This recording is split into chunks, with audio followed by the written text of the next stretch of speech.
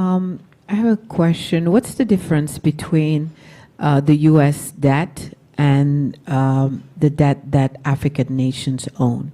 Because the U.S. debt doesn't keep the U.S. from being one of the leading powers of the world, but then African nations can't make it because of that debt that is strangling them. Shall I talk? Okay.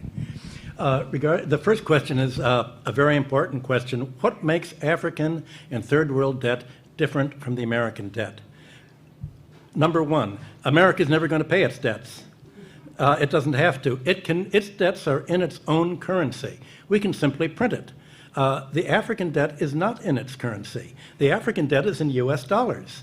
Africa has to earn the US dollars, and the only way it can earn the US dollars is not to be assassinated for growing its own food and becoming independent and doing something that the United States does not like. The principle underlying the foundation of the World Bank, the International Bank for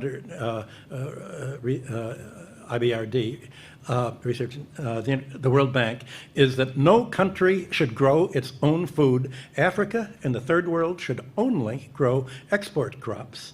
To export, in order to have an oversupply of cocoa and other tropical raw materials, to keep down the price, they must buy their grain from the United States or Europe, so that if they do something that we don't like, we can do what America tried to do to China in the 60s. We can sanction them. We can say, we're going to starve you. We're going to not export any grain to you.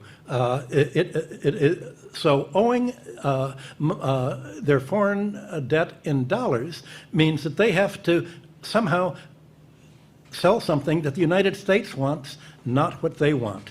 I think the most evil organizations in the world today are the World Bank and the International Monetary Fund. And my book, Super Imperialism,